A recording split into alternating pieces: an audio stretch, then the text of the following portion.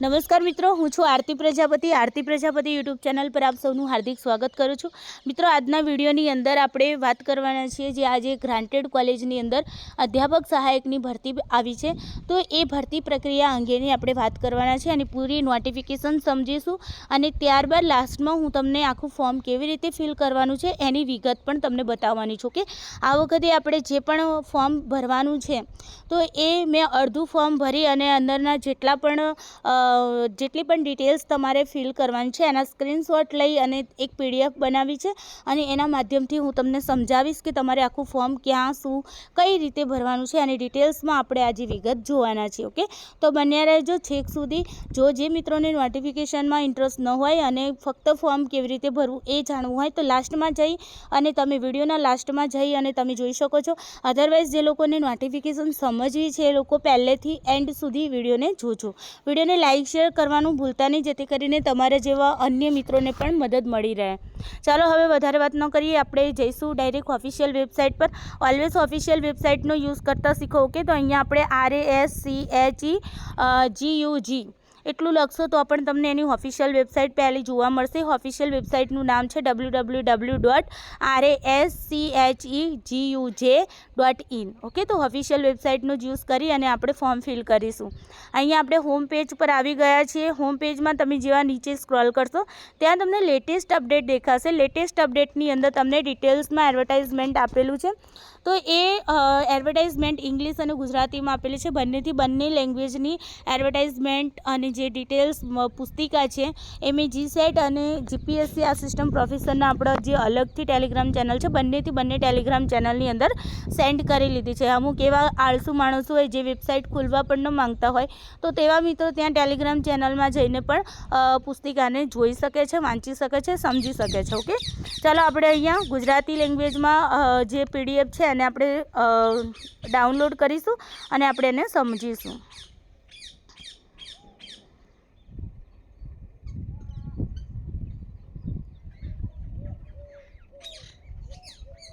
Okay, તો અહીંયા જુઓ, સૌથી પહેલાં તમને અરજી કરવાનો સમયગાળો આપેલો છે 12 સપ્ટેમ્બર 2023થી લઈને 2 ઓક્ટોબર 2023 સુધીમાં તમારે ફોર્મ ફિલ કરવાનું છે। એટલે કે આજે 12 સપ્ટેમ્બર 2023 છે। ઓકે, તો આજથી લઈને તમે 2 ઓક્ટોબર 2023 સુધી ફોર્મ ફિલ કરી શકો છો એવી પહેલી જ આપણને અહીંયા નોટિસ આપેલી છે, નોટિફિકેશન આપેલી છે અને ટોટલ તમારી 531 જગ્યાઓ છે। અલગ અલગ વિષય વાઇઝ અલગ અલગ જગ્યાઓ છે, તો આપણે આગળ ડિટેલ્સમાં જોઈશું, સમજીશું, બરાબર। અને બીજી વસ્તુ કે અહીંયા સાયન્સના સ્ટુડન્ટ માટે એક પણ જગ્યા બતાવેલી નથી। એનો મતલબ એ છે કે મિત્રો કે તમારા સબ્જેક્ટની અંદર જગ્યાઓ ખાલી નહીં હોય એટલા માટે અહીંયા જગ્યા બતાવેલી નથી। બાકી 2020ની અંદર જ્યારે ભરતી આવી હતી ત્યાં સાયન્સના સ્ટુડન્ટ માટે જગ્યાઓ હતી। ઓકે, તો અહીંયા ઘણા સાયન્સના સ્ટુડન્ટ હતા, એમના ક્વેશ્ચન સવારથી આવતા હતા કે મેડમ સાયન્સની કેમ જગ્યાઓ નથી બતાવી, કેમ નથી બતાવી? તો તમારા વિષયની જે જગ્યાઓ છે, તમારા સબ્જેક્ટની, તમારા ફેકલ્ટીની જે પણ જગ્યાઓ છે એ જગ્યાઓ નહીં હોય એટલા માટે અહીંયા બતાવેલી નથી। ઓકે, અહીંયા હવે આગળ આપણે જોઈએ તો સામાન્ય સૂચનાની અંદર જો કીધું છે કે ભાઈ આના જે પણ નીતિ નિયમો છે એ સરકારને આધીન રહેશે, બરાબર। સરકાર ધારશે તો આ ભરતીને રદ પણ કરી શકે છે, આમાં ફેરફાર પણ કરી શકે છે, જે ઉમેદવારને બંધન કરતા રહેશે। એના પછી તમને કીધું છે કે ભાઈ વિષય વાઇઝ, કેટેગરી વાઇઝ ખાલી જગ્યાઓ જે છે એ તમને અહીંયા યાદી પણ આપેલી છે, બરાબર। અને સમયસર માની લો કે સંજોગો વસાત એની અંદર જે જગ્યાઓ છે એની અંદર વધઘટ પણ સરકાર કરી શકે છે। ઓકે, અને આ જે વધઘટ કરવાની જે સત્તા છે ઉચ્ચ શિક્ષણ કમિશનર શ્રી કચેરી ગાંધીનગરની રહેશે। એના પછી એમ કહ્યું છે કે જો તમારા એક કરતાં વધુ વિષય માટે તમારે અરજી કરવી હોય તો દરેક વિષય માટે અલગ અલગ અરજી કરવાની રહેશે। ઘણા એવા પણ લોકો હોય કે જેઓ માની લો કે સાયકોલોજીની અંદર, જસ્ટ એક્ઝામ્પલ આપું છું કે સાયકોલોજીની અંદર માસ્ટર ડિગ્રી કરી, GSET નેટ ક્વોલિફાઈડ છે અથવા તો JRF ક્વોલિફાઈડ છે અથવા તો PhD છે।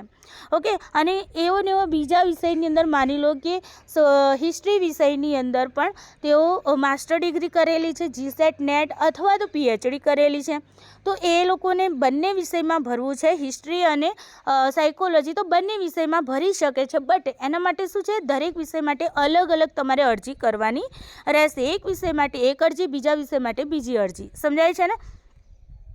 એના પછી એની જે ફી છે એ પણ એવું છે કે તમે જેટલી અરજી કરો છો એટલી વખત તમારે ફી ભરવાની રહેશે. પહેલી અરજી કરી તો એની ફી ભરવાની રહેશે, પછી બીજી અરજી કરો છો બીજા વિષય માટે બીજી અરજી કરો છો તો બીજા વિષય માટે પણ તમારે અલગથી ફી ભરવાની રહેશે.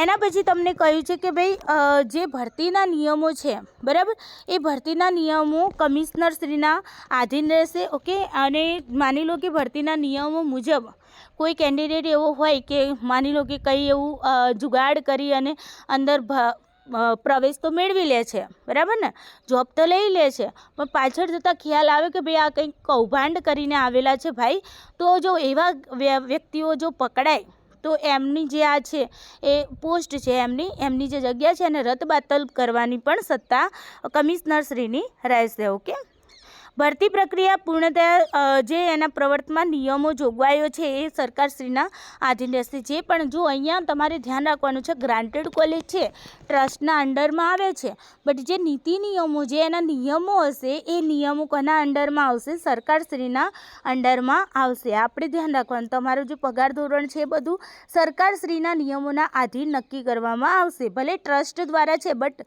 સરકારના નીતિ નિયમો લાગુ પડશે ત્યાં.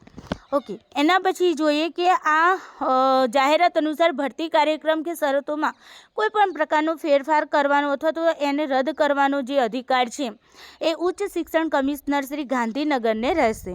ઓકે, એના પછી આગળ જોઈએ ક્વોલિફિકેશનની. તો ક્વોલિફિકેશનમાં જે પણ કેન્ડિડેટ છે, જે પણ ઉમેદવાર છે એ ભારતનો નાગરિક હોવો જોઈએ. બીજું કે એની અંદર જે ઠરાવ કરેલો છે યુજીસી રેગ્યુલેશન 2018 અનુસાર જે ઠરાવ કરેલો છે એ ઠરાવને આધીન સુધારાઓ વધારાઓ જે પણ છે એ ઠરાવના આધીન રહેશે. શૈક્ષણિક લાયકાત માટે ભારત સરકાર કે રાજ્ય સરકાર દ્વારા વૈધાનિક કાયદા વડે તથા યુજીસી દ્વારા આપેલ માન્યતા સંદર્ભે સ્થાપિત કોઈ પણ યુજીસી માન્ય કોઈ પણ યુનિવર્સિટી, ચાહે સ્ટેટ યુનિવર્સિટી હોય, ચાહે પ્રાઇવેટ યુનિવર્સિટી હોય, ચાહે ડીમ્ડ યુનિવર્સિટી હોય, ચાહે સેન્ટ્રલ યુનિવર્સિટી હોય. ઓકે, અત્યારે હાલમાં આપણે પ્રવર્તમાન સમયમાં જોવા જઈએ તો યુજીસી માન્ય 4 પ્રકારની આપણને યુનિવર્સિટીઓ જોવા મળે છે. પહેલું સેન્ટ્રલ લેવલની, એના પછી છે તમારી સ્ટેટ લેવલની, પછી પ્રાઇવેટ યુનિવર્સિટી અને ડીમ્ડ યુનિવર્સિટી. તો આ જે પણ યુનિવર્સિટી છે એ યુનિવર્સિટીમાંથી તમે જે પણ યુનિવર્સિટીમાંથી ડિગ્રી લીધેલી છે એ કેવી હોવી જોઈએ? યુનિવર્સિટી તમારી યુજીસી માન્ય યુનિવર્સિટી હોવી જોઈએ, તો જ એ ડિગ્રીને ધ્યાનમાં લેવામાં આવશે. ઘણી વખત એવું થાય કે પહેલાં યુજીસી માન્ય હોય એ જે તે યુનિવર્સિટી, જેમ કે પ્રાઇવેટ યુનિવર્સિટીઓમાં આવું વધારે બનતું હોય છે કે પહેલાં યુજીસી દ્વારા એને માન્યતા આપવામાં આવે છે અને પાછળથી ખબર પડે કે યુનિવર્સિટી ફેક સર્ટિફિકેટ બનાવી, ફેક રિઝલ્ટ બનાવી અને સ્ટુડન્ટને આપતા હોય છે. તો એવી યુનિવર્સિટીની માન્યતા રદ કરી દે યુજીસી, તો પછી તમારી એવી ડિગ્રી કામમાં લાગશે નહીં. એટલા માટે હું દર વખતે કહું છું કે તમે જ્યારે પણ કોઈ પણ ડિગ્રી તમે કરવા જતા હોય, કોઈ પણ કોર્સ કરવા જતા હોય તો યુજીસી માન્ય અને ખાસ કરીને સેન્ટ્રલ યુનિવર્સિટી અથવા તો સ્ટેટ યુનિવર્સિટી ઉપર વધારે ફોકસ કરજો. હું દર વખતે એટલા માટે જ કહું છું કે અને અહીંયા પણ એવું લખેલું જ છે. ચાલો, એના પછી છે અહીંયા તમારે જે પોસ્ટ ગ્રેજ્યુએશન છે એની અંદર 55% હોવા જોઈએ. માસ્ટર ડિગ્રીની અંદર 55% તમારા હોવા જોઈએ. બરાબર, જો યુનિવર્સિટી દ્વારા ગ્રેડ પોઈન્ટ અપાયેલ હોય તો 55% સમકક્ષ જે તમારો ગ્રેડ પોઈન્ટ બનતો હોય એ ગ્રેડ પોઈન્ટ હોવો જોઈએ. અહીંયા ચોખ્ખું જ લખેલું છે. એના પછી તમને લખેલું છે કે નેટ, સ્લેટ, સેટ અને પીએચડી માટે યુજીસી રેગ્યુલેશન 2018ના મુદ્દા નંબર 3.3ના 1 અને 2ની જોગવાઈ અનુસાર ધ્યાનમાં લેવામાં આવશે, જે નીચે મુજબ છે. અહીંયા જુઓ, તમારે નેટ પાસ હોવી જોઈએ અથવા તો સ્લેટનો મતલબ સેટ જ થાય છે. ઓકે, આપણે જે ગુજરાત સેટ કહીએ છીએ એ જ તમારી સ્લેટ થાય છે. તો સ્ટેટ લેવલ એલિજિબિલિટી ટેસ્ટ એવું બોલાતું હોય છે અને આમ તમે એવી રીતે જ બોલતા હોય કે સ્ટેટ એલિજિબિલિટી ટેસ્ટ. તો અહીંયા તમારી સેટ અને સ્લેટમાં કન્ફ્યુઝ નહીં થતા, બંને એક જ છે. ઓકે, અને નેટ જે છે તમારી નેશનલ લેવલે લેવાતી હોય છે, જે તમને ખબર છે યુજીસી નેટની એક્ઝામ આવે છે એ નેટની વાત છે. ઓકે, તો એની અંદર તમને અહીંયા કહેલું છે કે ભાઈ તમારી નેટ અથવા તો તમારી સેટ હોવી જોઈએ, બરાબર. આ system professor and equivalent position wherever provide the regulations, જે યુજીસીના રેગ્યુલેશન્સ છે એ મુજબ તમારા નેટ અથવા સેટ હોવું જોઈએ, અથવા તો તમારી પીએચડી કમ્પ્લીટ હોવી જોઈએ. રનિંગ પીએચડી નહીં ચાલે, ધ્યાન રાખીશું આપણે. જે પીએચડી તમારું કમ્પ્લીટ થઈ ગયેલું છે એ લોકો જ અહીંયા ફોર્મ ફિલ કરી શકશે. હવે ધારો કે માની લો કે મારે પીએચડી ચાલુ છે, તો ચાલુ પીએચડીવાળા ત્યાં નહીં કરી શકે. ઓકે, જે લોકોનું પીએચડી કમ્પ્લીટ થઈ ગયું છે, જેમને ડૉક્ટરેટ ડિગ્રી મળી ગઈ છે, એ લોકો જ અહીંયા પીએચડીના બેઝ ઉપર ફોર્મ ફિલ કરી શકશે, અથવા તો એમણે નેટ અથવા તો સેટ, આ રીતે ત્રણમાંથી કોઈ પણ એક હોવું કમ્પલસરી છે. એના પછી PhD degree of the candidate has been અવોર્ડેડ in regular mode only. Regular મોડમાં જ જેમણે પીએચડી કરેલી હોવી જોઈએ. જો પાર્ટ ટાઈમ જે લોકોએ પીએચડી કરી છે એ લોકો પણ આમાં ફોર્મ નહીં ફિલ કરી શકે. ઓકે, રેગ્યુલર મોડમાં જેમણે પીએચડી કરેલી છે એ લોકો જ અહીંયા ફોર્મ ફિલ કરી શકશે. બીજી જે PhD thesis has been awarded by at least 2 external examiners. Okay, એના પછી જો open PhD viva was of the candidate has been conducted. Viva એનું કન્ડક્ટેડ થઈ ગયેલું હોવું જોઈએ. પછી છે the candidate the publish 2 research paper from his her PhD work out of which at least 1 is in a refereed journal. જો ભાઈ રેફર્ડ જર્નલની અંદર તમારે મિનિમમ કેટલા હોવા જોઈએ? 2 પેપર તો તમારા રિસર્ચ પેપર તમે પબ્લિશ કરાવેલા હોવા જોઈએ. સમજાય છે ને? હવે રેફર્ડની અંદર કેવું, પીયર રિવ્યૂની અંદર તમે કરાવેલા હોય તો બી ચાલશે, અથવા તો પછી યુજીસી કેર લિસ્ટમાં તમારા રિસર્ચ પેપર જે છે એ પબ્લિશ કરાવેલા હોવા જોઈએ. મિનિમમ કેટલા હોવા જોઈએ? તમારા 2 તો હોવા જ જોઈએ. ઓકે, એના પછી તમને કહ્યું છે, અને એમાં બી એક જે છે એ તમારું રેફર્ડ જર્નલની અંદર તમારું શું હોવું જોઈએ? રિસર્ચ પેપર પબ્લિશ થયેલું હોવું જોઈએ. The candidate has presented at least 2 papers based on his her PhD work દરમિયાન, જ્યારે તમે પીએચડી કરતા હોવ એ સમયે તમારે રિસર્ચ પેપર પબ્લિશ થયેલા હોવા જોઈએ. સમજાય છે ને? પીએચડી કરતા હતા એના પહેલાં બી નહીં અને પીએચડી બાદના બી નહીં. પીએચડીના વર્ક દરમિયાન, જ્યારે તમે પીએચડી કરો છો ડ્યુરિંગ પીએચડી, એ સમયે તમારા 2 પેપરો એટલીસ્ટ 2 પેપર જે છે એ તમારા કેવા હોવા જોઈએ? પબ્લિશ થયેલા હોવા જોઈએ. અને બીજું અહીંયા પ્રેઝન્ટ પણ કરેલા હોવા જોઈએ. 2 પેપર તમારે પ્રેઝન્ટ કરેલા હોવા જોઈએ. અને એ પણ એમાં તમને અહીંયા લખેલું છે કોન્ફરન્સ અથવા સેમિનારની અંદર. ઓકે, અને એ પણ કેવું, યુજીસી, ICSSR અથવા તો CSIR એના સિમિલર એજન્સી જે હોય છે એના અંડરમાં તમારા 2 પેપરો કેવા હોવા જોઈએ? પ્રેઝન્ટ થયેલા હોવા જોઈએ. મૂળ રૂપથી શું થયું? 2 પેપરો તમારા પબ્લિશ થયેલા હોવા જોઈએ, 2 રિસર્ચ પેપર તમારા પ્રેઝન્ટ થયેલા હોવા જોઈએ. Okay, the clearing of NET SLET SET shall not be required for candidate in such disciplinary for which NET SLET SET has not been conducted. Okay, તો તમારું ક્લિયર હોવું જોઈએ, મતલબ કે ક્વોલિફાઈડ હોવું જોઈએ નેટ સેટ એ.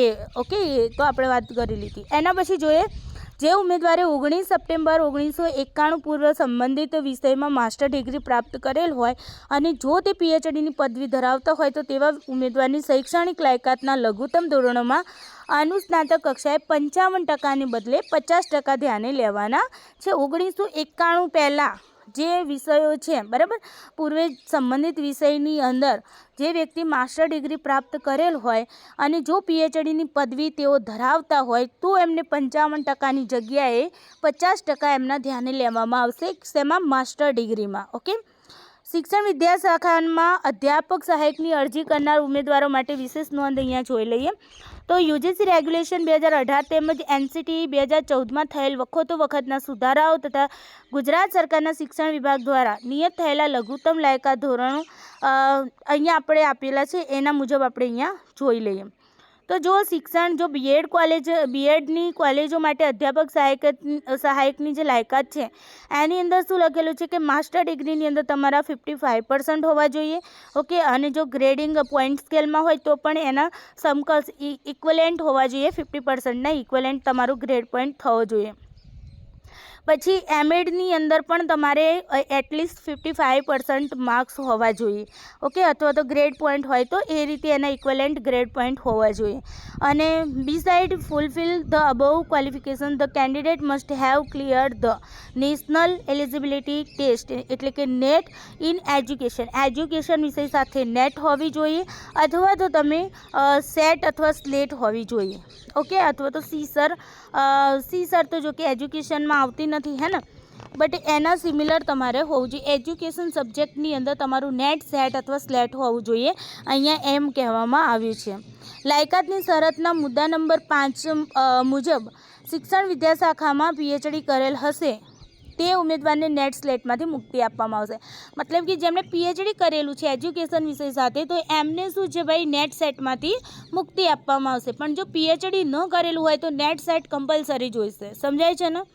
તો અહીંયા તમારી પાસે 3 ઓપ્શન છે, નેટ કરો, સેટ કરો અથવા પીએચડી કરો, હે ને. એ 3માંથી એક તો ડિગ્રી તમારી પાસે, એક તો ક્વોલિફિકેશન્સના રૂપમાં હોવું જ જોઈએ. એના પછી છે post graduation graduate degree in science, mathematics, social science, language with 55% marks. એ તો તમને અહીંયા કહેલું જ છે, બરાબર. ક્વોલિફિકેશન્સમાં એજ્યુકેશન, કોલેજ અબવ ક્વોલિફિકેશન્સ. ચલો, અને એમએડ પણ હોવું જોઈએ તમારી પાસે, પોસ્ટ ગ્રેજ્યુએશન હોવું જોઈએ. અને પોસ્ટ ગ્રેજ્યુએશનની અંદર માની લો સાયન્સ, મેથેમેટિક્સ, સોશિયલ સાયન્સીસના જે પણ સબ્જેક્ટ છે, બરાબર. સોશિયલ સાયન્સીસની અંદર ઘણા બધા સબ્જેક્ટ આવી જાય, તો એ બધા સબ્જેક્ટ છે એના સાથે તમારું પોસ્ટ ગ્રેજ્યુએશન હોવું જોઈએ, માસ્ટર ડિગ્રી હોવી જોઈએ. અને સાથે સાથે તમારે શું હોવું જોઈએ, એમએડ પણ કમ્પલસરી હોવું જોઈએ. આ કોના માટે છે? તો બીએડ કોલેજો માટે છે, ઓકે. એના પછી અને પીએચડી ડિગ્રી હોય તો એજ્યુકેશન સાથે તમારું પીએચડી કરેલું હોવું જોઈએ. એજ્યુકેશન જે સબ્જેક્ટ છે એના સાથે તમારું પીએચડી કરેલું હોવું જોઈએ. હવે વિનયન, વાણિજ્ય, હોમ સાયન્સ, પત્રકારત્વ અને કાયદાની કોલેજો માટે અધ્યાપક સહાયકની લાયકાત જે છે એની અંદર આપણે જોઈ લઈએ. તો એમાં પણ તમારા માસ્ટર ડિગ્રીમાં 55% હોવા જોઈએ, બરાબર. અને નેટ, સેટ અથવા તો સ્લેટ કમ્પલસરી હોવું જોઈએ, પીએચડી અથવા તો પીએચડી. તો અહીંયા 3 ઓપ્શન જ છે. હું તમને બેઝિકલી કહી જ દઉં છું કે ભાઈ નેટ હોવું જોઈએ, અથવા સેટ હોવું જોઈએ, અથવા તો પીએચડી હોવું જોઈએ, ઓકે. માઇન્ડમાં આટલું ફિટ કરી દો. અને પીએચડી ડિગ્રી આપણે વાત કરી કે રેગ્યુલર મોડમાં હોવી જોઈએ. 2 એક્સટર્નલ એક્ઝામિનર્સ થયેલા, thesis has bin evaluated, okay. પછી પીએચડી વાયવા તમારું જે છે કન્ડક્ટ થઈ ગયેલો હોવો જોઈએ. જે વાત કરીએ આપણે પીએચડી વર્ક દરમિયાન તમારા 2 પેપર છે પબ્લિશ થયેલા હોવા જોઈએ. અને એ પણ રેફર જર્નલની અંદર જે યુજીસી માન્ય હોય છે એવા જર્નલની અંદર હોવા જોઈએ. અને 2 પેપરો તમારા પ્રેઝન્ટ થયેલા હોવા જોઈએ, જે યુજીસી, ICSSR અથવા તો CSIR અંડર જેવી જે સિમિલર જે એજન્સીઓ છે એજન્સીના અંડરમાં તમારા એ 2 પેપરો પ્રેઝન્ટ થયેલા હોવા જોઈએ, ઓકે. બાકી તમને અહીંયા જે આપણે ઉપર જોઈએ બીએડ કોલેજ માટે એની એ તમારે અહીંયા નીચે સૂચનાઓ છે.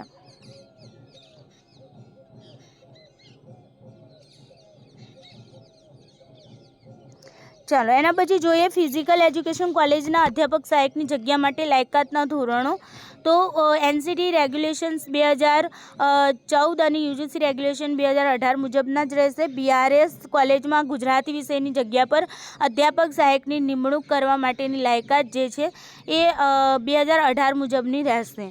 તો તમે રેગ્યુલેશન 2018 વાંચી લેજો. અધરવાઇઝ હું તમને ડાઉનલોડ કરીને પણ જીસેટના ગ્રુપમાં અને જે આપણું જીપીએસસી આસિસ્ટન્ટ પ્રોફેસરનું ગ્રુપ છે એમાં પણ તમને શેર કરી દઈશ, ઓકે.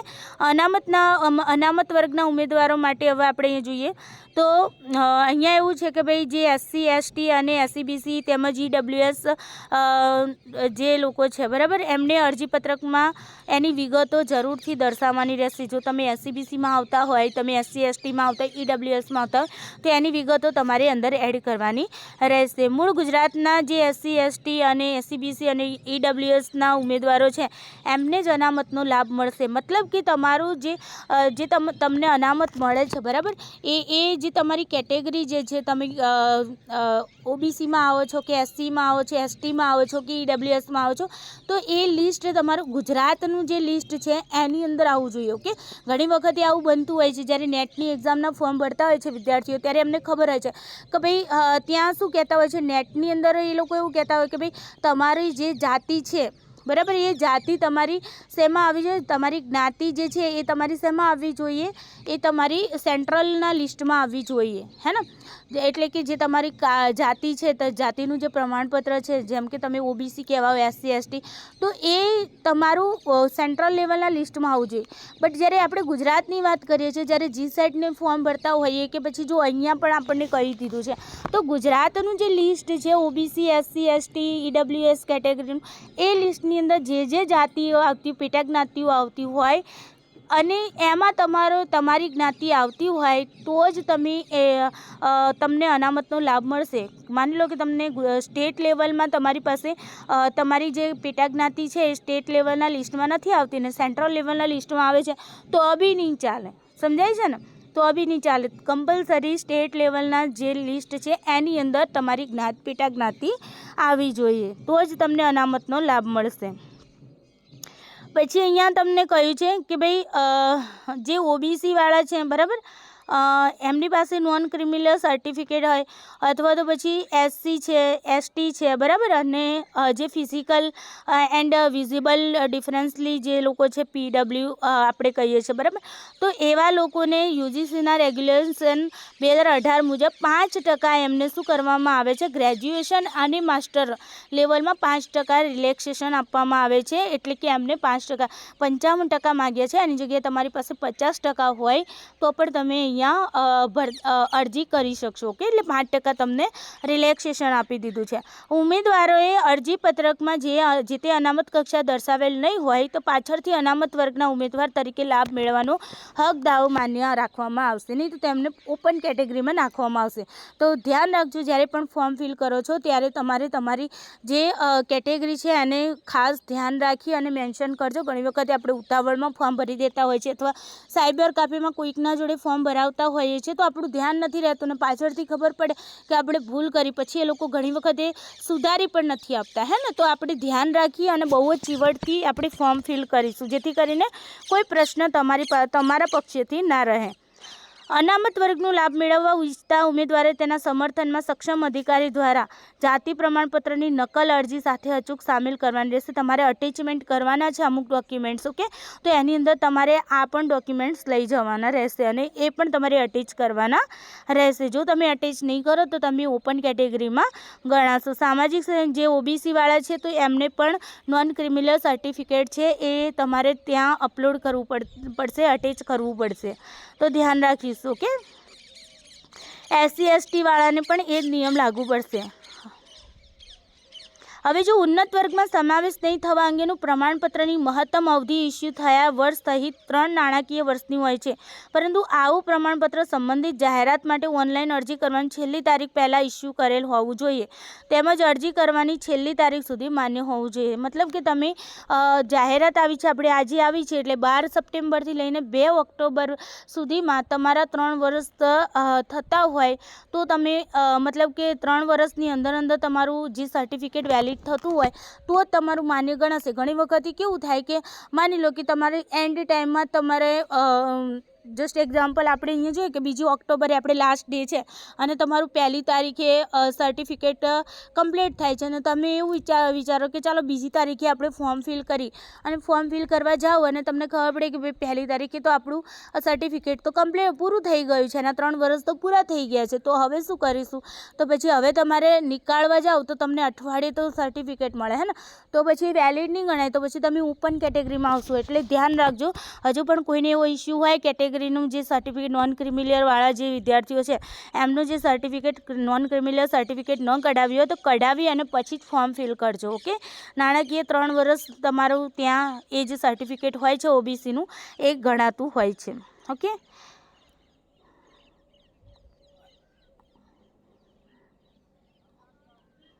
ઓકે, અહીંયા આપણે હવે પગાર ધોરણની વાત કરી લઈએ તો પગાર ધોરણ જે છે તમને પ્રથમ 5 વર્ષ માટે ફિક્સ પગાર છે અને પ્રથમ 5 વર્ષ માટે પ્રતિ માસ તમને 40,176 રૂપિયા તમને ફિક્સ પગારથી મળવાપાત્ર છે.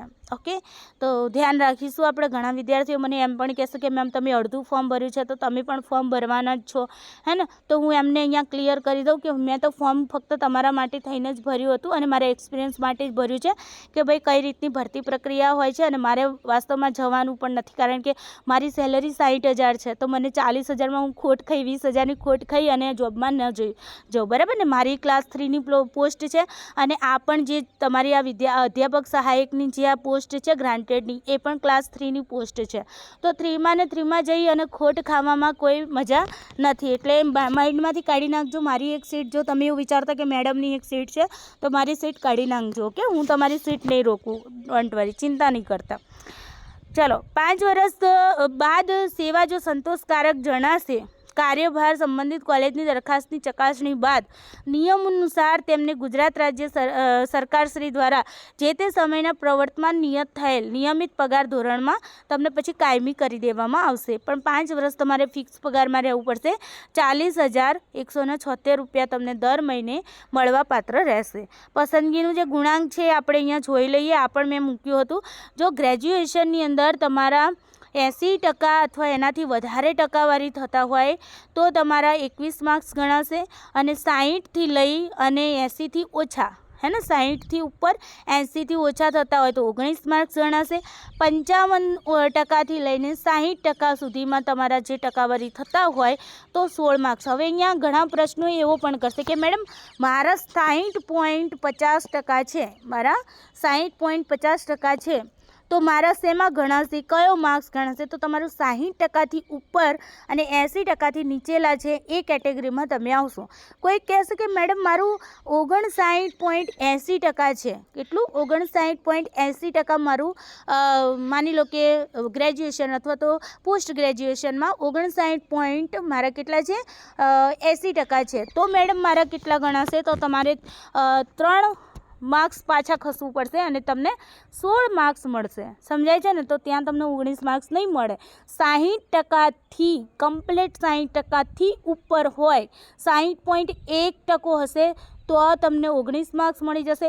બટ 59.99% હશે ને તો પણ તમારા 16 માર્ક્સ ગણાશે. સમજાય છે ને? પોઈન્ટની કિંમત અહીંયા બતાવી છે. અને 45%થી ઉપર ને 55%થી નીચે, 45%થી ઉપર 55%થી ઓછા હશે તો 10 માર્ક્સ ગણાશે. અહીંયા જો ગ્રેજ્યુએશનની અંદર 45% સુધી ચાલશે તમારા. ઓકે, કારણ કે એ લોકોએ અહીંયા મેન્શન કરેલું છે 45%. તો 45% તમારી કહેવાય લેવલ છે. 45% ઓછામાં ઓછા ગ્રેજ્યુએશનની અંદર હોવા જોઈએ. પોસ્ટ ગ્રેજ્યુએશનની વાત કરીએ તો 80%થી ઉપર જે તમારે 80% અથવા એનાથી ઉપર જે તમારો છે તો 25 માર્ક્સ મળશે. અને જો 60%થી લઈને 80%થી ઓછા, સમજાય છે? 60%થી ઉપર અને 80%થી ઓછા હશે તો 23 માર્ક્સ ગણાશે. અને 55%થી લઈને 60% સુધી તમારું સ્કોર હશે તો 20 માર્ક્સ તમને મળશે. અને જો SC ST OBC PWD કેટેગરીવાળા છે એમને 50% હશે તો પણ એમને કેટલા મળશે? 20 માર્ક્સ મળશે. ઓકે, ચાલો એના પછી જોઈએ કે એમફિલ માટે છે તમારા 60%થી ઉપર હશે તો 7 માર્ક્સ મળશે. 55%થી લઈને 60%ની વચ્ચે તમારા ટકાવારી હશે તો તમને 5 માર્ક્સ મળશે. PhD માટે 25 માર્ક્સ. અહીંયા બાજી PhD વાળા જ મારી જવાના છે. ઓકે, મારે એક સર જોડે હમણાં જ કોન્ફરન્સમાં વાત થઈ, એમણે પણ ગ્રાન્ટેડ કોલેજમાં એમને ત્યાં જોબ મળી છે. તો મેં એમને પૂછ્યું કે સર સાયકોલોજીમાં કેટલું મેરિટ અટક્યું? તો એમણે કહ્યું કે મેડમ 75% અટક્યું હતું. મેં બસ 75%? મેં તો જનરલમાં તો કે જનરલમાં આઈ થિંક 79 જેવું હશે. તો મેં તો બસ એટલું જ સર.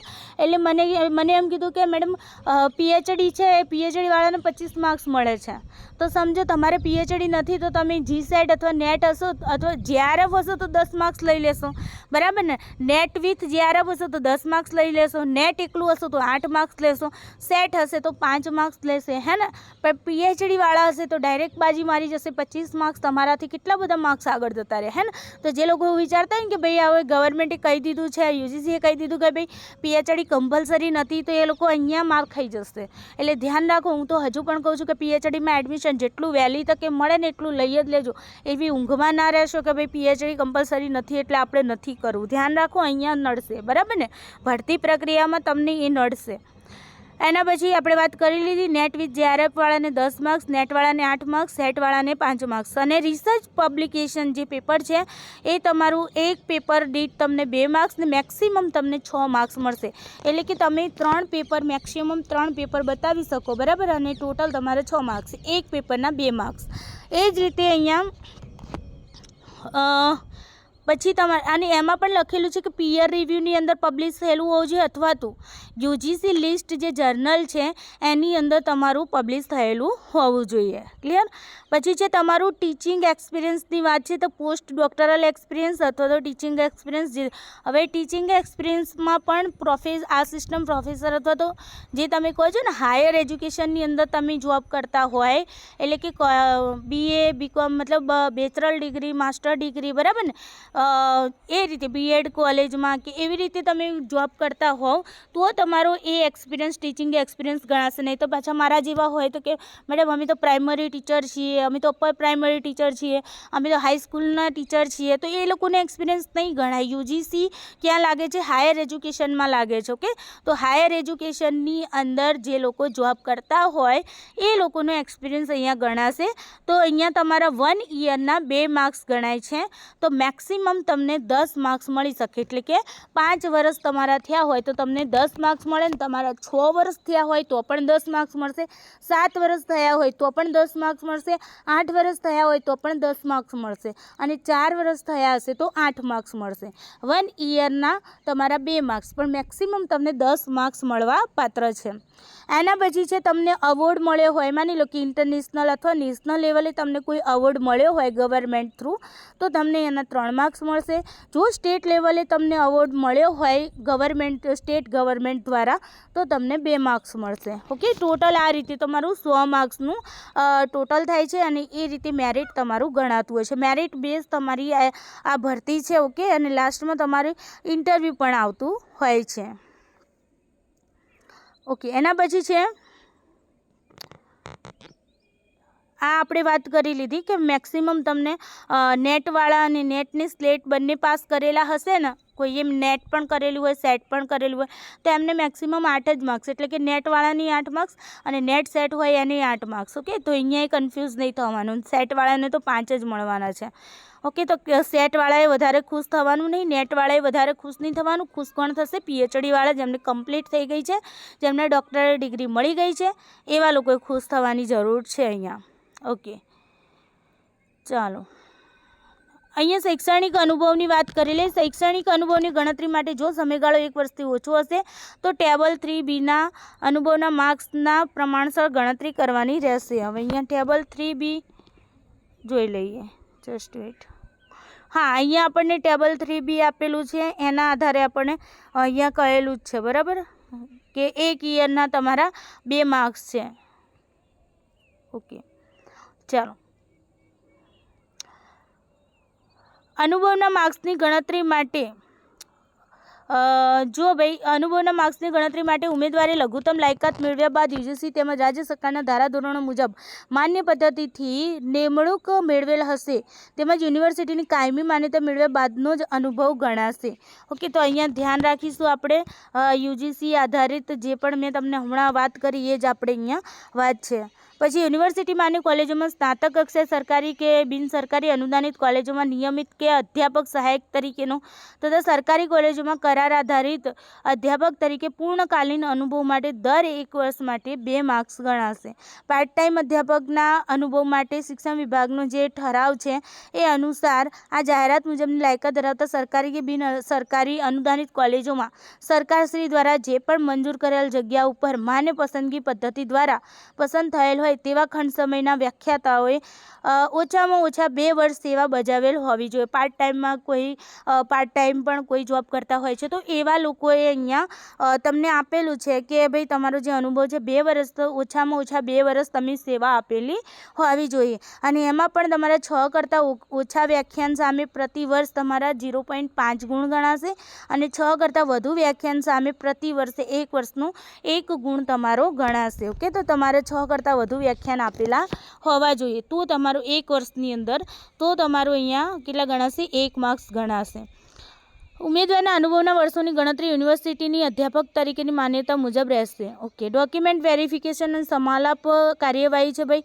તો અહીંયા ડોક્યુમેન્ટ વેરિફિકેશન તમારે સ્વખર્ચે કરાવવાનું રહેશે, બરાબર. તમારે ત્યાં ઉપસ્થિત રહેવાનું હશે જ્યારે પણ અરજી ચકાસણી અને તમારા જે ડોક્યુમેન્ટ વેરિફિકેશન કરે ત્યારે તમારે સ્વખર્ચે ત્યાં જવાનું રહેશે. ઓનલાઈન અરજીમાં ઉમેદવારે ભરેલ વિગતો આખરી ગણાશે, એટલે જ કહું છું ધ્યાન રાખી ચીવટથી તમે ફોર્મ ભરજો, બરાબર. નહીં તો પછી તમે એ આધારો રજૂ કરવામાં તમારા માની લો કે તમે કોઈ ભૂલ કરી દીધી, કોઈ મિસ્ટેક કરી દીધી, કોઈ નંબર નાખવામાં, બરાબર ને, તો પછી એ પાછળથી સુધરશે નહીં. એટલે પહેલેથી બધું કમ્પ્લીટ કરી અને પછી છેલ્લે લાસ્ટમાં ફાઇનલ સબમિશન આપવાનું. એ પહેલાં ફાઇનલ સબમિશન નહીં આપવાનું, 2 વખત ચેક કરી લેવાનું, બરાબર. અને આંખી ન દેખાતું તો ચશ્મા પહેરીને પણ જોઈ લેવાનું. ચાલો, એના પછી તમને અહીંયા કહ્યું છે કે અનામત કક્ષાના ઉમેદવારે જો ક્વોલિફાય થવા માટે કટ ઓફ માર્ક્સનો લાભ મેળવેલ હશે તેવા ઉમેદવારને બિન અનામત કક્ષાની જગ્યાની લાભ મળવાપાત્ર થશે નહીં. ઓકે, આ તો બધું તમે આટલું તો તમે પણ વાંચી શકો છો. કટ ઓફ જે છે 50% મેરિટ જનરલ માટે 50 મેરિટ હોવું જોઈએ કટ ઓફ, અને અનામત કેટેગરી જે છે SC ST OBC અને PW તો એમને 45 કટ ઓફ મેરિટ રહેવું જોઈએ. કટ ઓફ બનશે એમાં મેરિટ તમારું આટલું મિનિમમ આટલું હોવું જોઈએ. ઓકે, તેનાથી નીચે મેરિટવાળા ઉમેદવારને ડોક્યુમેન્ટ વેરિફિકેશન માટે બોલાવવામાં આવશે નહીં. તો 50 ને 45 યાદ રાખવાનું છે તમારું મેરિટ, બરાબર ને, મિનિમમ છે. જેમ આપણે GSETમાં પાસિંગ લેવલ બતાવેલું છે ને, પછી ક્વોલિફાઈડ તો તમે કટ ઓફ નીકળે એના આધારે નીકળે છે, હે ને. તો અહીંયા પણ એવું જ છે કે કટ ઓફ તમને અહીંયા કહી દીધું કે તમારું મેરિટ ભાઈ 45% અને 50% હોવું જોઈએ. 50% ઓપન કેટેગરીવાળા માટે છે અને 45% SC ST OBC અને PWD માટે છે, બરાબર ને. ઓકે, ઉમેદવારે ડોક્યુમેન્ટ વેરિફિકેશનની કાર્યવાહી સમયે અરજીમાં જણાવ્યા મુજબ ફી જમા કરાવવાના યોગ્ય પુરાવા પણ તમારે રાખવાના. જ્યારે તમે અરજી કરો છો ત્યારે તમે ફીસ ભરો છો તો એ ફી માટેના પણ તમારે પુરાવા રાખવાના છે. અને માન્ય કોઈપણ ફોટો ઓળખપત્ર પણ તમારે, જેમ કે તમારું જે ચૂંટણી કાર્ડ છે, પાસપોર્ટ, પાન કાર્ડ, આધાર કાર્ડ, ડ્રાઇવિંગ લાઇસન્સ, તમારા ફોટાવાળું જે ગવર્મેન્ટ પ્રૂફ હોય એ તમારે રાખવાનું રહેશે. ઉમેદવારે સ્નાતક અનુસ્નાતક કક્ષાની છેલ્લી માર્કશીટમાં કુલ ગુણના અને મેળવેલ ગુણના આધારે મેરિટ ગુણ આપવામાં આવશે. છેલ્લી માર્કશીટમાં કુલ ગુણ અને મેળવેલ ગુણ આપેલ ન હોય તો, અને જો જેમાં CGPA દર્શાવવામાં આવેલ હોય, તેઓએ સંલગ્ન યુનિવર્સિટીના સક્ષમ અધિકારીશ્રી દ્વારા CGPAમાંથી ટકાવારીમાં એને રૂપાંતર કરાવવું પડશે, બરાબર. અને એ તમારે ત્યાં રજૂ કરવું પડશે. ઓકે, એ પછી તમારા અસલ ડોક્યુમેન્ટ્સ છે તમારે ત્યાં રજૂ કરવાના રહેશે, એની વાત છે, બરાબર. ઉમેદવારે જે વિષય માટે અરજી કરેલ હોય તે વિષય માટે લાગુ પડતી કેટેગરીની પસંદ કરેલ તમામ જગ્યાઓ માટે પસંદગી ક્રમ આપવાનો રહેશે. પછી તેનું પરિણામ જાહેર કરવામાં આવશે, બરાબર ને. અને પ્રથમ મૂક રાઉન્ડ કરવામાં આવશે, ત્યારબાદ આખરી પસંદગી માટે આપવા માટે જણાવવામાં આવશે. એટલે મૂળ રૂપથી તમારી પહેલી વેરિફિકેશન પ્રોસેસ થશે. તમે અહીંયા ફોર્મ ભરશો ને એના પછી તમને વેરિફિકેશન્સ માટે બોલાવશે, પછી ત્યારબાદ તમને ઇન્ટરવ્યૂ માટે બોલાવવામાં આવશે. ઓકે, અંતિમ મેરિટ યાદીના આધારે તમને શું છે રૂબરૂ બોલાવવામાં આવશે ઇન્ટરવ્યૂ માટે. હવે ઇન્ટરવ્યૂ માટે જ્યારે બોલાવવામાં આવે છે ત્યારે એની જગ્યા કેવી રીતની, માની લો કે ભરવાપાત્ર જગ્યા જે છે એ 1 છે, તો એના માટે ઉમેદવાર કેટલા બોલાવવામાં આવશે? 6 ગણા, મતલબ કે એના 6 ગણા. જો 2 હોય તો 8 ઉમેદવાર, 3 હશે તો 10 ઉમેદવાર, બરાબર ને. 4 હોય તો દરેક જગ્યા દીઠ 3 ઉમેદવાર પ્રમાણે ત્યાં બોલાવવામાં આવશે. તો આ રીતે એ લોકોને ઉમેદવારોને બોલાવવામાં આવે. એક સીટ હોય ને તો 6 જણને બોલાવે, બરાબર ને. અને 2 સીટ હોય તો 8 જણને બોલાવશે. 3 સીટ હશે તો 10 જણને બોલાવશે. 4 કે એનાથી વધારે સીટ હોય તો દરેક જગ્યા દીઠ કેટલા? 3 ઉમેદવારો પ્રમાણે, એટલે કે 3 ગણા ઉમેદવારો બોલાવવામાં આવશે. માની લો કે 6 છે, 6 સીટ છે તો 6 તરી 18, તો 18 ઉમેદવારોને બોલાવવામાં આવશે. એટલે 3 ગણા ઉમેદવાર બોલાવવામાં આવશે. ઓકે, હવે જો અહીંયા જ્યારે તમને ત્યાં એ લોકો બોલાવવામાં આવે છે, બરાબર, તો 1:1 પ્રમાણમાં પસંદ થયેલ ઉમેદવારને પ્રતીક્ષા યાદી કોલેજ વાઇઝ મૂકવામાં આવશે. તમને વેઇટિંગ લિસ્ટમાં પણ ગણાવશે. માની લો એક સીટ માટે 6 જણને બોલાયા તો 1 જણને પસંદ કર્યા તો બાકીના 5 ક્યાં જશે? એમને વેઇટિંગ લિસ્ટમાં મૂકી દેશે. ઓકે, તો આ રીતે એમની એક પ્રોસેસ રહેશે. પછી બીજો રાઉન્ડ, માની લો કે બીજો રાઉન્ડ પડે છે, પહેલા રાઉન્ડની વાત છે, પછી બીજો રાઉન્ડ પડે છે, તો બીજા રાઉન્ડની અંદર જે પણ ઉમેદવાર હાજર રહ્યા ન હોય તે સંજોગોમાં તે કેટેગરીમાં તેવી સંસ્થાના પ્રથમ રાઉન્ડ પછીના બાકી રહેલા જે પણ છે, બાકીના જે 5 આપણા વધ્યા ને, જસ્ટ એક્ઝામ્પલમાં લીધા, એ લોકોને ત્યાં બોલાવવામાં આવશે. ઓકે, અને એ રીતે એમની ભરતી પ્રક્રિયા કરવામાં આવશે.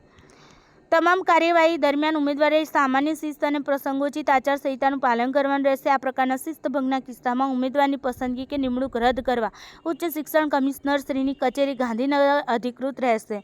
બરાબર, કોઈપણ ઉમેદવારે બનાવટી દસ્તાવેજો રજૂ કરવાના નથી, અને જો આવું બનાવટી દસ્તાવેજો અથવા તો કોઈપણ દસ્તાવેજની અંદર ચેડા કરેલા જોવા મળશે તો એમના ઉપર કાનૂની કાર્યવાહી કરવામાં આવશે. સમાલાપ અંગેની વ્યવસ્થા જે તે સમય, વિષય, કેટેગરી, કોલેજ, જગ્યાઓની સંખ્યાને આધીન રહેશે અને પરિણામે તેને અનુરૂપ સ્થળ, સમય અને વ્યવસ્થાને અનુસરવાનું રહેશે. હવે ગેરલાયક ઠરાવેલા હોય કોઈ ઉમેદવારને તો તેની વિગત પ્રમાણપત્રોની ચકાસણી વખતે રજૂ કરવાની રહેશે. જો ઉમેદવારનો ગેરલાયક સમયગાળો ચાલુ હશે તો આવા ઉમેદવારની અરજી રદ થવાને પાત્ર ગણાશે. બરાબર ને?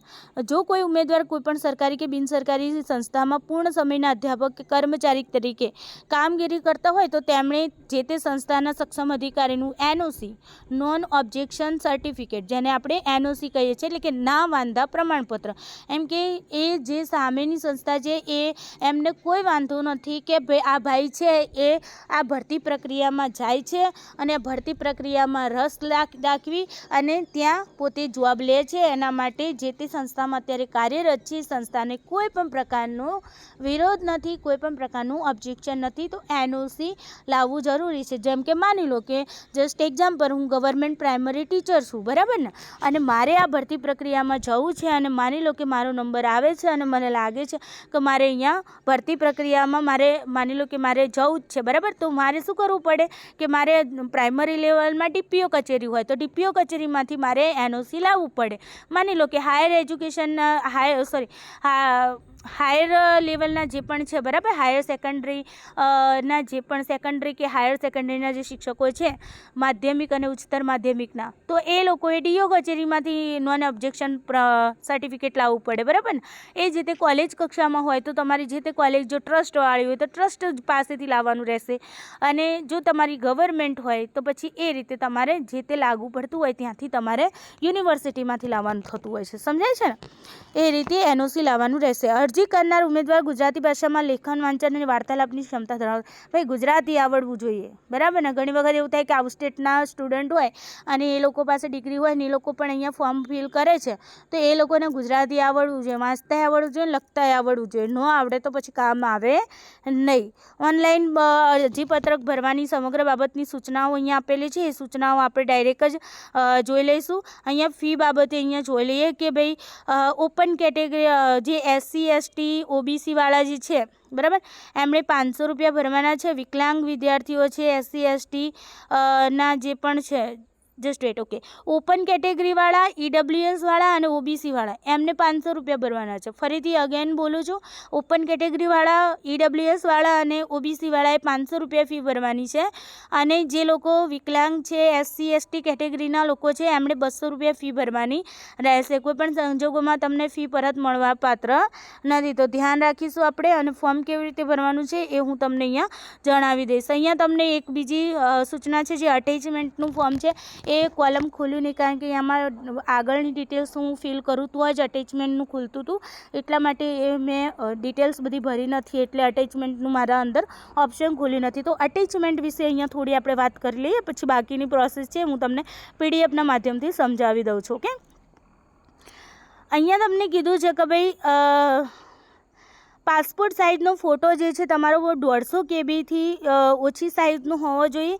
સાઇન તમારે અટેચ કરવી પડશે, તો સાઇન તમારી જે છે 150 કેબીથી ઓછી સાઇઝની હોવી જોઈએ. મતલબ ફોટો અને જે તમારી સાઇન છે સિગ્નેચર એ બંને તમારે 150 કેબીથી ઓછું હોવું જોઈએ, બરાબર, ઓછી સાઇઝનું હોવું જોઈએ. અને અરજીપત્રકમાં જે દર્શાવેલ ડોક્યુમેન્ટ છે દરેક એની અંદર તમારા ડોક્યુમેન્ટ હશે એ તમામ ડોક્યુમેન્ટની સાઇઝ પણ 150 કેબીથી ઓછી હોવી જોઈએ, બરાબર. અને પીડીએફ ઓનલાઈન અરજીપત્રકમાં અપલોડ કરવાનું, પીડીએફ રૂપે તમારે એ જે ડોક્યુમેન્ટ્સ છે બધા તમારા માસ્ટર ડિગ્રીના, તમારા ગ્રેજ્યુએશનના, બરાબર, તમારે જે તમે દર્શાવો છો એ તમામના જે ડોક્યુમેન્ટ છે એની પીડીએફ કરી અને તમારે ત્યાં અપલોડ કરવાની રહેશે.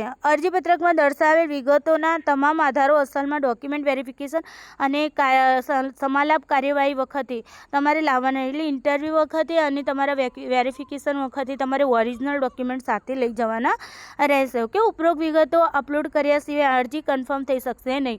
એટલે તમે જ્યાં સુધી ડોક્યુમેન્ટ અપલોડ નહીં કરો ત્યાં સુધી તમારી જે એપ્લિકેશન છે એ કન્ફર્મ થશે નહીં. અને જો તમારી એપ્લિકેશન કન્ફર્મ નહીં થયેલી હોય અને જો ટાઈમ જતો રહેશે ને એના પછી તમે અપલોડ કરવાનો પ્રયત્ન કરો ને ન થાય તો તમારે સમજી લેવાનું કે તમારી જે એપ્લિકેશન છે એ રદ કરી દેવામાં આવી છે. ઓકે, જો પ્રમાણપત્રો અપલોડ કરવાના સંબંધિતમાં મોડ્યુલમાં એમાં એક કરતાં વધારે પ્રમાણપત્રો અપલોડ કરવાના થતા હોય તો તમામને સ્કેન કરી મર્જ કરી એક સિંગલ પીડીએફ બનાવીને તેને મોડ્યુલમાં અપલોડ કરવાનું રહેશે. મતલબ પીડીએફ બનાવી અને અપલોડ કરી દેજો. ઓકે, જો એક થાય તો બરાબર છે, પણ ના થાય ને તો પછી પીડીએફ કરી અને જવા દેજો. જેમ કે બેચરલ ડિગ્રીના તમારે માની લો કે યર વાઇઝ હશે તો 3 સર્ટિફિકેટ થાય, હે ને.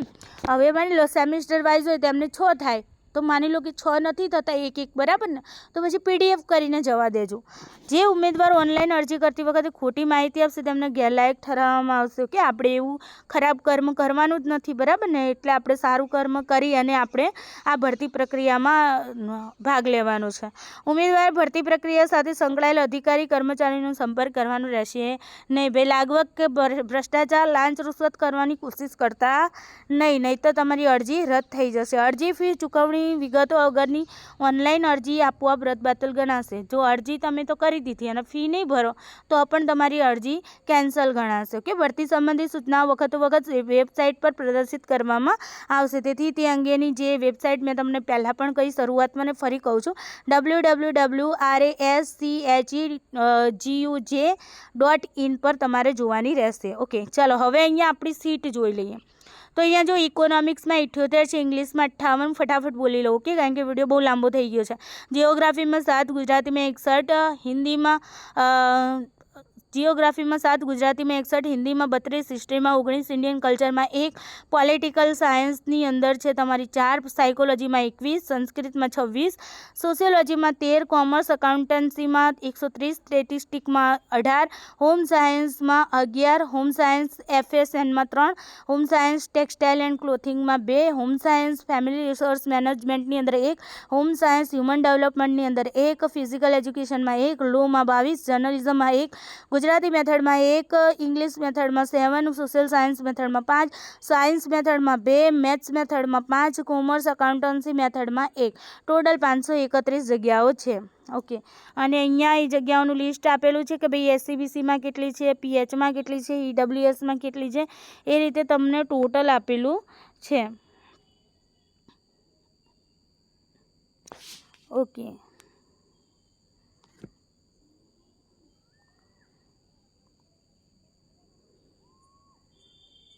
ચાલો, તો આ રીતે અહીંયા આપેલું છે. પછી આ જી અને એફ શું લખેલું છે એ જો જરા મને ખબર નથી, પણ જે લોકોને ખબર હોય પ્લીઝ કમેન્ટ બોક્સમાં કમેન્ટ કરીને જણાવજો, જેથી કરીને અધર વિદ્યાર્થીઓને એના વિશે માહિતી મળી રહે. ઓકે, તો જી અને એફ જે લખેલું છે અહીંયા તમે જોઈ શકો છો ઉપર ટાઇટલમાં જે પણ કેટેગરી લખી છે એના નીચે જી અને એફની કેટેગરી છે. તો પ્લીઝ જેને પણ ખબર હોય એ પ્લીઝ મને કહેજો. મને ખબર નથી એટલા માટે હું અહીંયા મેન્શન નથી કરતી, પણ જેને ખબર હોય તે લોકો પ્લીઝ જણાવજો. કે ચાલો હવે આપણે ફોર્મ કેવી રીતે ફિલ કરવાનું છે એના વિશે જોઈએ. હું તમને અહીંયા ડાયરેક્ટ પીડીએફમાં લઈ જાઉં છું. તો અહીંયા જુઓ, જ્યારે તમે અહીંયાથી આપણે પહેલાં એ જ વેબસાઇટમાં જઈએ અને વેબસાઇટ ઉપર હું તમને અહીંયા બતાવું છું કે તમારે ક્યાંથી લોગિન થવાનું છે એ જોઈ લો. તો અહીંયા જુઓ તમને અહીંયા લોગિનનું ઓપ્શન આપેલું છે, login for the applying for અધ્યાપક સહાયક ઇન હાયર એજ્યુકેશન. એના ઉપર તમારે શું કરવાનું છે, ક્લિક કરવાનું છે. લોગિન ઉપર ક્લિક કરવાનું છે. ત્યાં તમારે સૌથી પહેલાં જો તમને આવું બતાવશે લોગિન વિથ યોર ક્રેડેન્ટિયલ એટલે કે ઈમેલ આઈડી સબ્જેક્ટ, એ અત્યારે નહીં ભરવાનું, ક્યારે ભરવાનું થશે પછી જ્યારે તમે રજિસ્ટ્રેશન કરી દો છો પછી. તો click here for new candidate registration ઉપર તમારે ક્લિક કરવાનું છે. ત્યાં તમે જશો એટલે તમને અહીંયા પહેલું જ હોમ પેજ ઉપર તમને આવશે. ફર્સ્ટ નેમ લખવાનું છે, મિડલ નેમમાં તમારું ફાધર કે હસબન્ડનું જે પણ નામ ચાલતું હોય ડોક્યુમેન્ટમાં એ લખવાનું છે. પછી તમારી સરનેમ લખવાની છે, ઈમેલ આઈડી લખવાની, મોબાઈલ નંબર મોબાઈલ નંબર છે. પછી સબ્જેક્ટ તમારો લખવાનો છે, જે પણ સબ્જેક્ટ હોય તમારા. અહીંયા તમામ પ્રકારના સબ્જેક્ટો આપેલા છે, જે ભરતી પ્રક્રિયામાં તમારા સીટો ખાલી છે એ સબ્જેક્ટો અહીંયા આપેલા છે. પછી એસએસસી સીટ નંબર લખવાનો છે. 10માની માર્કશીટની અંદર સીટ નંબર લખેલો હશે એ સીટ નંબર તમારે લખવાનો છે. પાસિંગ યર લખવાનું છે 10માનું, જ્યારે તમે 10મામાં એક્ઝામ આપી હતી. જેમ કે માની લો કે મેં 10મામાં માર્ચ 2003માં 10માની એક્ઝામ આપી હતી, તો હું અહીંયા માર્ચ 2003 લખીશ. એવી રીતે તમે જ્યારે 10માની એક્ઝામ આપી હોય એની તમારે અહીંયા યર લખવાનું છે વિથ મંથ. ઓકે. અને પછી પાસવર્ડ તમારે બનાવવાનો છે તમારી જાતે, કોઈ પણ સ્ટ્રોંગ પાસવર્ડ બનાવી દેવાનો, લખી દેવાનો, નહીં તો પછી પાછા ભૂલી જશો. પાસવર્ડ બેઝ જ તમારે આગળ કામ થશે. ઓકે. પછી કન્ફર્મ પાસવર્ડ આપી ટોટલ અહીંયા તમારે સરવાળો કરવાનો છે નાના બાળકોની જેમ. 3 + 39 તમારે કંઈ પણ આપી શકે. અહીંયા 3 + 39 આપ્યું છે એ રીતે કંઈ પણ આપી શકે છે. અને ટોટલ લખી અને પછી તમારે શું કરવાનું છે, રજિસ્ટર ઉપર ક્લિક કરવાનું છે. તમે જેવું રજિસ્ટર ઉપર ક્લિક કરશો, અહીંયા આપણે માહિતી નથી ભરી એટલે તમને અહીંયા આવું બતાવશે. રજિસ્ટર ઉપર ક્લિક કરશો એટલે હવે આપણે આવી જઈએ છીએ પીડીઓ ઉપર. ઓકે. અહીંયા જો મેં રજિસ્ટર ઉપર ક્લિક કર્યું તો એના પછી તમારું અહીંયા આ રીતનું પેજ ખુલશે, જેની અંદર તમારા સ્ટેપ આપેલા છે. પહેલું સ્ટેપ તમારું એપ્લિકેશનનું છે, બીજું સ્ટેપ તમારું પેમેન્ટનું છે, ત્રીજું સ્ટેપ તમારું ફાઇનલ સબમિટનું છે, ચોથું તમારું મેરિટનું આવશે, પાંચમું સ્ટેપ પ્રિન્ટ એપ્લિકેશન છે, અને તમારું લાસ્ટ પેમેન્ટ હિસ્ટ્રીનું તમારું એ સ્ટેપ છે. ઓકે. તો અહીંયા જુઓ, હવે એના પછી તમારે પહેલા સ્ટેપમાં જાઓ છો, જ્યારે તમે એપ્લિકેશનવાળું જે સ્ટેપ છે પહેલું, એની અંદર તમારે આ રીતે ખુલશે, જેની અંદર તમારે તમારું નામ લખવાનું, વચ્ચે તમારા ફાધર અથવા મધરનું નામ ફાધર અથવા હસબન્ડનું નામ જે ચાલતું હોય તમારા પાછળ એ લખવાનું છે મિડલ નેમમાં, અને નીચે લાસ્ટમાં તમારું સરનેમ લખવાની છે. એના પછી ફરી તમારા ફાધર અથવા હસબન્ડનું નામ જે ચાલતું હોય એ જ લખજો સર્ટિફિકેટમાં. ઓકે. પછી પાછળથી ના કહેતા ઘણા કે મેડમ મારે તો ભાઈનું નામ લખાઈ ગયું. મને નવે લાગે છે ફાધરના નામની જગ્યાએ ભાઈનું નામ કેવી રીતે લખો છો તમે, હે ને, અથવા તો હસબન્ડના નામની જગ્યાએ ભાઈનું નામ કેવી રીતે લગાવો છો. તો આવા પણ વિદ્યાર્થીઓ હોય છે, એટલે ધ્યાન રાખી અને ફોર્મ ફિલ કરજો. First name, middle name, surname તમારું થઈ જશે ત્યાં. ઓકે. મોબાઈલ નંબર નાખવાનો છે, અલ્ટરનેટની અંદર તમે એનો એ મોબાઈલ નંબર નાખશો તો બી ચાલશે. ઓકે. પછી તમારું જેન્ડર જે પણ હોય એ જેન્ડર તમારે એડ કરવાનું છે. એના પછી તમારી બર્થ ડેટ અંદર એડ કરવાની થશે. સબકાસ્ટ તમારી જે પણ હોય, સબકાસ્ટ એટલે પેટા જ્ઞાતિ. ઓકે. જેમ કે હું પ્રજાપતિ છું અને મારી પેટા જ્ઞાતિ છે હિન્દુ કુંભાર, એવી રીતે માની લો કોઈ આદિવાસી છે તો હિન્દુ આદિવાસી, હિન્દુ કોઈ ઠાકોર, આ રીતે તમારે લખવાનું રહેશે. એસસી કેટેગરી ખાસ મેન્શન કરજો. કેટેગરી છે એસસીબીસીમાં આવું છું તો એસસીબીસી લખેલું છે, તમે ઓબીસી એસસીબીસી મતલબ ઓબીસી. ઓકે. ઓપનમાં આવતા હોય, ઈડબ્લ્યુએસમાં આવતા હોય, જેમાં પણ આવતા હોય કેટેગરી લખવાની, ઈમેલ આઈડી લખવાની. ઈમેલ આઈડી સાચી લખજો, નહીંતર ઈમેલ દ્વારા કોઈ મેલ આવશે તો બી તમને નહીં ખબર પડે. ઓકે. એટલે ખોટા ફ્રોડ અંદર ઈમેલ આઈડીઓ ના નાખતા, બરાબર. અને મોબાઈલ નંબર પણ સાચો નાખજો. નેશનાલિટી નાખી દેવાની, ઇન્ડિયન, તમે ઇન્ડિયન હોવ તો. કોરિસ્પોન્ડન્સ એડ્રેસ તમારું લખે, પરમનન્ટ એડ્રેસ તમારે લખી દેવાનું છે. એના પછી છે તમારું કોરિસ્પોન્ડન્ટ સ્ટેટ લખવાનું છે, પરમનન્ટ સ્ટેટ લખવાનું છે, કોરિસ્પોન્ડન્ટ ડિસ્ટ્રિક્ટ લખવાનું છે, પરમનન્ટ ડિસ્ટ્રિક્ટ લખવાનું છે. ઓકે. તાલુકો લખવાનું છે, પછી પરમનન્ટ તાલુકો પણ લખવાનું. કોરિસ્પોન્ડન્ટ સિટી તમારું જે લાગતું હોય, પરમનન્ટ સિટી જે લાગતું હોય એ લખજો. કોરિસ્પોન્ડન્ટ પિનકોડ અને પરમનન્ટ પિન. હવે આ જો આમાં કેવું છે ખબર, તમને એમ થશે કે મેડમ આ કોરિસ્પોન્ડન્ટ સિટી ને પરમનન્ટ સિટી ને આ કેમ ડબલ. તો માની લો કે મારા જેવા હોય, બરાબર. હવે હું મૂળ છું અમદાવાદની, બરાબર, અને હું અહીંયા જોબ કરું છું બનાસકાંઠામાં. તો હું અહીંયા બનાસકાંઠામાં રહું છું અને માની લો કે મારું ઘર અમદાવાદમાં હોય, બરાબર. તો મારા બે એડ્રેસ થયા કે નહીં, બનાસકાંઠાનું ને અમદાવાદનું. તો તમે ઈચ્છતા હોય કે ભાઈ તમારા બંનેમાંથી કોઈ પણ જગ્યાએ તમારા એ લોકો જ્યારે પણ કોઈ માની લો કે સંદેશા વ્યવહાર કરે એ લોકો, બરાબર. તો એ સમયે તમારું જે કોઈ કાગળિયું છે એ તમારું કઈ જગ્યાએ આવે, બરાબર ને. તો એના માટે થઈને તમને અહીંયા આપ્યું છે કે ભાઈ તમારું પરમનન્ટ એડ્રેસ જણાવો અને તમારું કોરિસ્પોન્ડન્સ એડ્રેસ જણાવો. જો તમે એક જ જગ્યાએ રહેતા હોય તો બંનેમાં એક જ જેવું સેમ ટુ સેમ નાખી દેવાનું. ઓકે. એના પછી સબ્જેક્ટ ફોર અપ્લાય, તમારું જે સબ્જેક્ટ છે એ તમારે સબ્જેક્ટ લખવાનું રહેશે અને તમારી કેટેગરી જો PH અથવા PWDમાં આવતા હોય તો તમારે યસ કરવાનું, ન આવતા હોય તો નો કરવાનું. અને એના પછી તમારે સેવ નેક્સ્ટ આપી દેવાનું છે. સેવ નેક્સ્ટ કર્યા પછી તમારું સેકન્ડ આવશે એજ્યુકેશનલ, તમારી ક્વોલિફિકેશન. હવે એજ્યુકેશનલ ક્વોલિફિકેશનની અંદર તમારે SSCનું તમારે માહિતી અંદર એડ કરવાની છે, જેની અંદર બોર્ડ તમારે લગાવવાનું રહેશે. આપણે GSHEB લાગે છે, okay, Gujarat secondary and higher secondary education board લાગે એટલે આપણે GSHEB લગાવશું. બોર્ડ, યુનિવર્સિટી, સ્ટેટ એ પણ તમારું એ જ લાગશે. પછી નંબર ઓફ ટ્રાયલ, કેટલા ટ્રાયલે તમે એક્ઝામ પાસ કરી હતી એ તમારે ટ્રાયલ નંબર લખવાનું. એક ટ્રાયલ હોય તો એક લખવાનું, 2 ટ્રાયલે ઘણા પાસ થયા હોય તો 2 લખવાનું, એવી રીતે. Month and year of passing, passing year month તમારે લખવાનું રહેશે. ટોટલ માર્ક્સ લખવાના રહેશે. મેળવેલું ઓપ્ટેન માર્ક્સ એટલે કે તમે ટોટલ માર્ક્સમાંથી કેટલા માર્ક્સ મેળવ્યા છે એ લખવાના રહેશે. અને પછી પર્સન્ટેજનું જે ઓપ્શન છે એના ઉપર ખાલી તમે ટચ કરશો એટલે તમારે ટકાવારી ઓટોમેટિકલી આવી જશે. અને ગ્રેડ અથવા તો ક્લાસ, જો તમને ગ્રેડ આપેલા હોય સર્ટિફિકેટમાં તો ગ્રેડ લખજો, ABC જે આપ્યો હોય. અને જો તમને ફર્સ્ટ ક્લાસ, સેકન્ડ ક્લાસ એવી રીતે ડિસ્ટિંક્શન જે પણ લખ્યું હોય એ તમારે ક્લાસ લખવાનું રહેશે, ઓકે. એના પછી છે તમારું HSC, તો HSCમાં GSHEB તમારું લાગશે, બરાબર. પછી number of trial, month and year of passing, પછી total marks, obtained marks, percentage, બરાબર ને, એ તમારે એ જ રીતે ભરવાનું રહેશે. ડિપ્લોમા કોઈએ કર્યું હોય તો ડિપ્લોમાની વિગત ભરવાની રહેશે. એના નીચે તમારી ગ્રેજ્યુએશનની ડિટેલ આવશે. તો આપણે આ ગ્રેજ્યુએશન, આ HSC SSCની ડિટેલ્સ ભરી એના પછી ગ્રેજ્યુએશનની આવશે તો ત્યાં તમારે સિલેક્ટ કરવાનું રહેશે ફેકલ્ટી, તમારી આર્ટ્સ, કોમર્સ જે પણ આવતી હશે એ.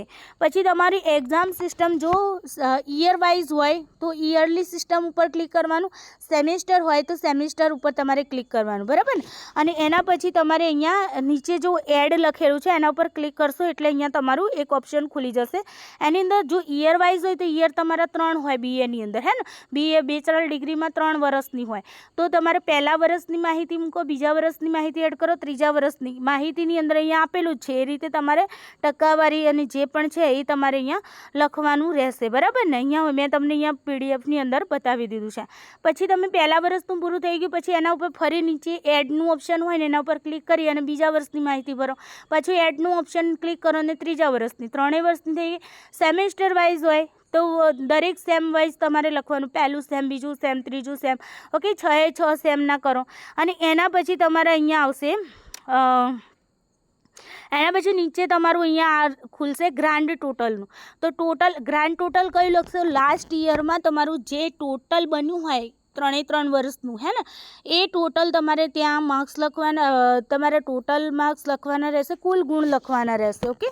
અને પછી એમાંથી એ પણ તમારે જો અહીંયા લખેલું છે એઝ પર લાસ્ટ યર અથવા તો લાસ્ટ સેમિસ્ટરનું જે તમારું ટોટલ બનશે એ ટોટલ તમારે અહીંયા માર્ક્સ લખવાના છે અને એમાંથી તમે મેળવેલા માર્ક્સ લખવાના, ટોટલ લખવાના છે અને પછી માર્ક્સ લખવાના, કેટલા માર્ક્સ મેળવ્યા અને પર્સન્ટેજ લખવાના થશે, ક્લિયર. એના પછી છે પોસ્ટ ગ્રેજ્યુએશનની, પણ ગ્રેજ્યુએશનની જેમ જ તમારે માહિતી ભરવાની છે. પોસ્ટ ગ્રેજ્યુએશનમાં શું થશે, તમારા યર વાઇઝ હશે તો 2 વર્ષનું થશે અને જો તમારું સેમિસ્ટર વાઇઝ હશે તો 4 સેમનું થશે. તો એ રીતે દરેકમાં તમારે સેમ વાઇઝ તમારે 4 સેમની માહિતી એડ કરવાની રહેશે. પહેલું સેમ, બીજું સેમ, ત્રીજું સેમ, ચોથું સેમ. યર વાઇઝ કરો છો તો પહેલું યર, બીજું યર એવી રીતે તમારે એડ કરવાનું રહેશે. ગ્રાન્ડ ટોટલ લખી દેવાનું છે લાસ્ટ યરનું અથવા તો લાસ્ટ સેમિસ્ટરનું, બરાબર. સેમિસ્ટર હોય તો લાસ્ટ સેમનું અને યર હોય તો લાસ્ટ યરનું. અને ટોટલમાંથી તમે જે મેળવેલા માર્ક્સ છે એ તમારે અહીંયા લખવાના રહેશે. અને એના પછી તમારે ત્યાં શું કરવાનું રહેશે, પર્સન્ટેજ લખવાના રહેશે. આ થઈ ગયું તમારું માસ્ટર ડિગ્રીની. એમફિલની અંદર તમારે સિલેક્ટ કરવાનું, જો એમફિલ કરેલું હોય તો એમફિલની ડિટેલ સિલેક્ટ કરી અને અંદર તમારે માર્ક્સ જે હશે એ તમારે લખવાના રહેશે. PhDની અંદર પણ તમારે ફેકલ્ટી સિલેક્ટ કરી અને એની અંદર પણ તમારે ડેટ જે તમારું તમારી જ્યારે PhDની ડિગ્રી તમને એનાયત કરી તો એ ડિગ્રી એનાયત કરી એ દિવસની ડેટની એ તમને અંદર માંગશે તો એ પણ તમારે એડ કરવાનું રહેશે. પછી નેટની ડિટેલ્સ છે તો નેટની અંદર પણ તમારે એ રીતે માહિતી એડ કરવાની રહેશે. નેટની અંદર તમારે સિલેક્ટ કરી અને તમારું જે પણ નોટિફિકેશનમાં જે તમારું સર્ટિફિકેટ નંબર ને એ તમારે મેન્શન કરવાનો આવશે. તમને જે નેટનું સર્ટિફિકેટ મળ્યું હશે ને ક્વોલિફાઈડનું એની અંદર તમારું જે પણ શું કહેવાય સર્ટિફિકેટ નંબર ને એ બધું હશે એ મેન્શન કરવાનું રહેશે. કયા વર્ષે તમે એક્ઝામ ક્રેક કરી છે, ક્વોલિફાઈડ કરી છે, તો ઈયર પણ મેન્શન, ઈયર મંથ બંને મેન્શન કરવાનું રહેશે. GSETમાં પણ એવી જ રીતે તમારે એડ કરવાનું રહેશે. ઓકે, હવે એના પછી આવે છે નેટ JRFની ડિટેલ હશે તો એમાં પણ તમારે નેટ JRFનું સર્ટિફિકેટ જે હોય એને લઈને બેસવાનું. એટલે એની અંદર જે પણ માહિતી માગે એ પ્રમાણે તમારે ભરવાનું રહેશે. એની અંદર ઈયર અને મંથ પૂછે છે અને તમારું સર્ટિફિકેટ નંબર ને એ બધું પૂછશે, એ તમારે મેન્શન કરવાનું રહેશે. પછી તમારી અધર ક્વોલિફિકેશન્સ કોઈ હોય તો તમે અંદર એડ કરી શકો છો. ઓકે, એના પછી તમારે સેવ નેક્સ્ટ આપી દેવાનું. સેવ નેક્સ્ટ આપશો એટલે ત્રીજું તમારું આવશે એક્સપિરિયન્સ ડિટેલ. તમારી એક્સપિરિયન્સ ડિટેલ જો તમારી પાસે એક્સપિરિયન્સ હોય, ટીચિંગ એક્સપિરિયન્સ, તો તમારે અહીંયા ટોટલ એક્સપિરિયન્સ યર, મંથ અને ડે લખવાના રહેશે. બરાબર, જેટલા પણ હોય. અને અવોર્ડ ડિટેલ્સ, જે જો તમને અવોર્ડ મળેલી હોય તો અવોર્ડનું પણ તમારે અહીંયા ડિટેલ્સમાં લખવાનું રહેશે. એની અંદર તમારે અવોર્ડનું નામ લખવાનું રહેશે, કોના દ્વારા તમને પ્રાપ્ત થયું છે એ લખવાનું રહેશે, લેવલ લખવાનું, state level, national level, international level એ લખવાનું, મંથ, યર લખવાનું રહેશે. ઓકે, એના પછી છે રિસર્ચ પબ્લિકેશન. તો રિસર્ચ પબ્લિકેશનની અંદર તમારે રિસર્ચ પેપર જે છે, ઓકે, એનું નામ લખવાનું રહેશે. નેમ ઓફ જર્નલનું નામ લખવાનું રહેશે. પછી પિયર રિવ્યૂ છે કે UGC લિસ્ટેડ તમે જે છે એમાં તમે તમારું પબ્લિશ કરાવ્યું છે એને મેન્શન કરવાનું છે. મંથ, યર પબ્લિકેશનનું મંથ અને યર તમારે મેન્શન કરવાનું છે. ISBN અથવા તો ISSN નંબર જે છે એ તમારે અહીંયા મેન્શન કરવાનું રહેશે. અને એના પછી તમારે સેવ એન્ડ નેક્સ્ટ આપવાનું રહેશે. આટલી પ્રોસેસ પૂરી કર્યા પછી તમારે લાસ્ટમાં તમારું છેલ્લું કયું હતું, છેલ્લું જસ્ટ વેટ. ઓકે, છેલ્લું તમારું શું કહેવાય અટેચમેન્ટનું હતું. તો તમારે છેલ્લે શું કરવાનું રહેશે, અટેચમેન્ટ કરવાનું રહેશે. અહીંયા ક્યાંય હોય તો હું જોઈ લઉં છું, અથવા તો નહીં હોય. ઓકે, તો અટેચમેન્ટ આવશે છેલ્લું આવી રહ્યું. ઓકે, એક્સપિરિયન્સ ડિટેલ પછી તમારું અટેચમેન્ટ આવશે, જેની અંદર તમારે ડોક્યુમેન્ટ અટેચમેન્ટ કરવાના રહેશે. આ રીતે તમારે આખી પ્રોસેસ તમને જણાવી દીધી, કેવી રીતે ફોર્મ ભરવાનું છે, શું શું નોટિફિકેશન્સ છે, શું શું બાબતો તમારે ધ્યાનમાં રાખવાની છે. ઓકે, તો દરેક બાબતની આપણે ડિટેલ્સમાં ચર્ચા કરી છે. મારો આટલો સમય તમારા માટે ફાળવ્યો છે, બિલકુલ ટાઈમ નહોતો મારી પાસે, સાચું કહું તો, કારણ કે PhDનું વર્ક છે અને મારી RSC પણ છે 3rd સેમની. ઓકે, 3rd સેમના એન્ડની જે RSC છે એ મારી છે. સો તો પણ તમારા બધાના સવારથી મેસેજ આવતા હતા તો પ્રયત્ન કર્યો છે તમારી માટે આટલો ટાઈમ કાઢવાનો. તો વિડીયોને બસ લાઇક શેર જરૂરથી કરજો, જેથી કરીને દરેક વિદ્યાર્થીઓ સુધી આ માહિતી પહોંચે. અને ચેનલને સબસ્ક્રાઈબ કરવાનું ભૂલતા નહીં. ચલો, બાય, ટેક કેર, સૌને ઓલ ધી બેસ્ટ. અને આપ સૌ મેરિટ ભરતી બેઝ તમને અધ્યાપક સહાયક બનવાનો મોકો મળે અને તમે અધ્યાપક સહાયક બનો તેવી મારી ભગવાનને પ્રાર્થના કરું છું. બાય, ટેક કેર, જય શ્રી કૃષ્ણ.